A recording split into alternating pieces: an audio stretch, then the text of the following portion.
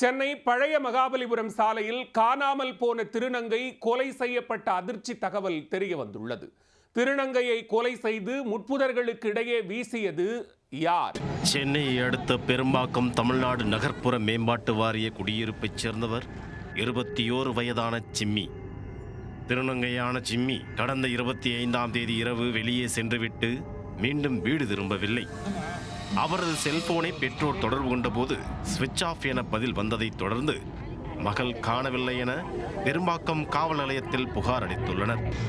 இந்நிலையில் பழைய மகாபலிபுரம் சாலை செம்மஞ்சேரியில் ஒரு முட்புதாரில் ஒருவரின் உடல் அழுகிய நிலையில் கிடப்பது போலீசாருக்கு தெரிய வந்தது.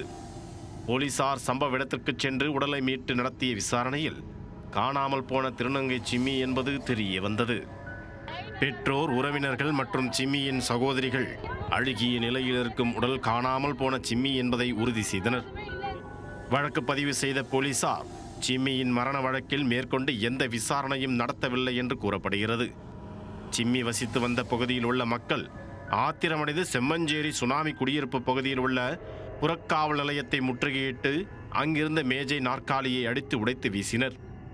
அப்போது அவ்வழியாக வந்த ரோந்து வாகனத்தை மடக்கி தங்களுக்கு நியாயம் கிடைக்க வேண்டும், சிம்மியின் மரணத்திற்கு யார் காரணம் என்பது குறித்து தீவிர விசாரணை மேற்கொள்ள வேண்டும் என கோரிக்கை வைத்தனர்.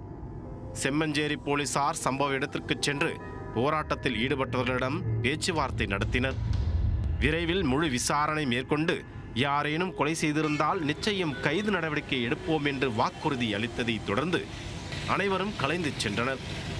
சிம்மியின் முகத்தில் ஆசிட் ஊற்றியும் கையில் வெட்டியும் கொலை செய்திருப்பதாக சிம்மியின் தாய் அமுல்ராணி தெரிவித்துள்ளார்.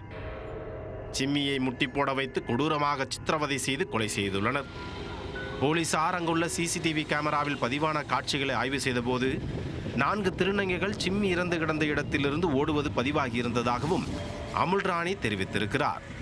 அந்த கேமரால என் பொண்ணு 2 மணிக்கெல்லாம் சாவாசிக்கிறாங்க. அவங்க சாகாசு ஓரமாக ஒருத்தரா ஓடிடுறாங்க. 4 திருநங்கைங்க ஓடிடுறாங்க. அவங்களுக்கு எங்கள் மக செத்த மாரி அவங்களுக்கு ஒன்று ஷூட்டிங் ஆடு கொடுக்கணும். அந்த உயிருடைய வலி அவங்களுக்கு தெரியணும். ஒரு உயிரை துடிக்க சாவடிக்கிறாங்க.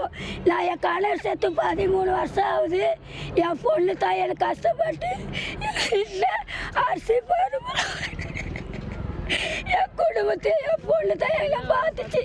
என் கோயிலில் ஒரு எனக்கு ஆலமரம் மாரி இருந்துச்சு. சிம்மி கொடூரமாக கொலை செய்யப்பட்டிருப்பதாக கூறப்படும் நிலையில் அது இயற்கை மரணம் என்பது போல வழக்கை தட்டி கழிக்கும் வகையில் போலீசார் செயல்படுவதாக பெற்றோர் மற்றும் உறவினர்கள் குற்றம் சாட்டியுள்ளனர்.